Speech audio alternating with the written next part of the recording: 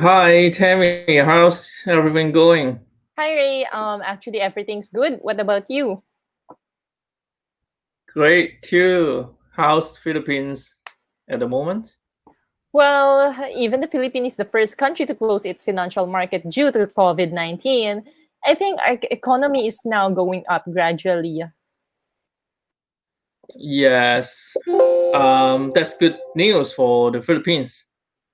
Yes, hopefully everything will get back to normal and just go back to normal. Right. Let's pray for that. And I saw some countries in Asia are doing quite good now. They handle the COVID-19 quite good, while the others are really having a hard time doing so. But hopefully everyone can rise up again. Yeah, I agree. Yeah. Well, I've been watching news about the economy and the Asia or here in the Asia because the truth is I'm also worried about the economy on how greatly affected everyone is despite the huge change that everyone is experiencing. What can you say about Asia's economy? Well, I read some news and articles about how Asia's economy is coping to the current situation. There are a lot of companies that they didn't imagine this and consider the work from home setup for their employees, as well as using various means of collaboration. So work from home is getting a norm here. Yeah, that's right. And aside from that, if the company is not really used to working remotely, then it will be very difficult for the company to do their task, especially when a group discussion or brainstorming is needed for the company, right? Yeah, since everything now is unpredictable, adjustment is very important. And the three key things to consider, I think, are connectivity, enterprise infrastructure, and remote management tools. That's a great point. I agree with you. Well, for me, those companies who are trying to survive must not worry. As I read in some articles too, that the normalcy might come sooner, maybe early next year or just sooner. Hopefully, yes. And Asia's economy will rise up again. As you know, Asia is the home for some powerful market. It has experienced tremendous economic growth over the years, mainly due to the size of the market, the resources that different countries have to contribute, strategic location, developing infrastructure, and affordable labor cost. And that is why more or some investors build businesses in Asian countries, such as Singapore, Malaysia, India, and even Hong Kong. This seems to be a constant positive correlation due to their rapidly expanding economies, which continue to stimulate growth in various business sectors. Right. Talking about the pandemic challenges, ASEAN countries are helping each other to recover, and stakeholders must be prepared to reimagine their country's economy in five special areas, I would say, which is manufacturing hub, green infrastructure, more investment in digital talents, skills, and high value food industries. Well, in addition to that, I think digital services as at B2B or business to business service companies or going digital is the new normal, they say. Yeah, and since we are all facing the pandemic challenge, and it's the first time for everyone to encounter such challenge, the financial planning process for 2021 is an opportunity to turn hard-earned lessons from the COVID-19 pandemic. I agree with you.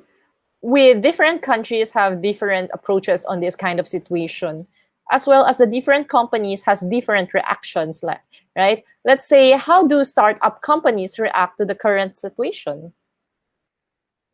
Well, let's take a look at how some Southeast Asian startups have been dealing with COVID-19. Remote working is by no means a new concept to Southeast Asia. In fact, remote working has been thriving for some time in the region, with startups especially. Many startups with remote teams are able to adapt swiftly. Good. then it's a business as usual for them. It's a good thing that startup companies have already adopted digital before they start their business.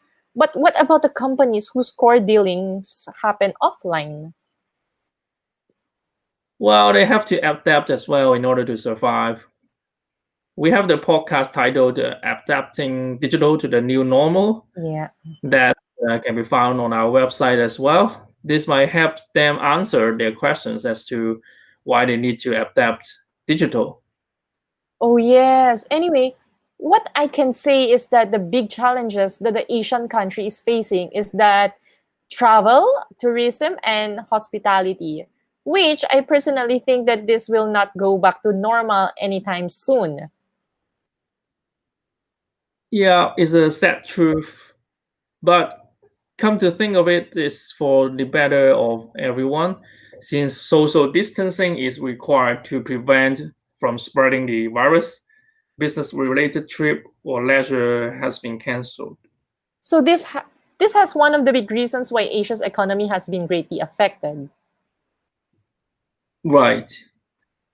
With all we mentioned from how Asia economy is doing and coping and how it was affected, is it okay still to do business in Asia? Well, I personally think that despite everything, the tech industry in Asia is booming and the opportunities are not limited to technology. The economies in countries throughout Asia are rising, creating opportunities to grow businesses in a multitude of industries. A fast developing environment indeed. Asia has become extraordinarily tech focused and innovative. World-class tech hubs are growing in Singapore, Hong Kong, Tokyo, and other Asian cities. Advancing technology, government support, and tax breaks create a favorable environment to nurture businesses. And a huge population and market it is, right? As well as advanced infrastructure, major cities in Asia have advanced infrastructure that makes setting up businesses easier for them. With the help of technologies and digitals, business makes it easier for some. That's right, Ray. There are a lot of benefits actually in doing business in Asia. I agree with you. Like, for example, when an investor seeks new locations for expanding a business empire, they look for what the location can offer and how it can be beneficial towards their businesses. Of course, business would consider these three things on top of their list. First is a strategic location. Second is the relative ease of doing business. And the third is a stable legal, political, and economic environment.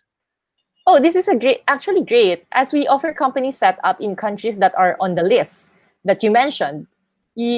Actually, our listeners may visit our website at www.uniprohk.com to learn more about that. Also, I think it is also great if they consider low tax when setting up their business or looking for a Oh, that's right. location. That's right. Well, I'm not expert in business, but this is only what I research. How do you successfully do business in Asia if you're planning to do business in Asia? So how do you successfully do that? Well, each business is different and should be run on a different way. Agree. But the general guideline of running a business successfully in Asia will tend to include these things. First, like working with local partners.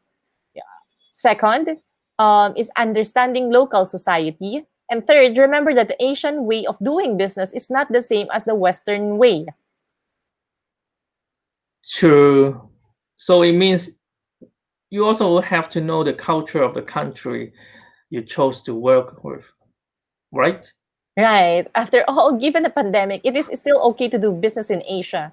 The economy might get better early next year, like what I've researched. Like they're saying that most probably like 45% and up might get better early next year, hopefully.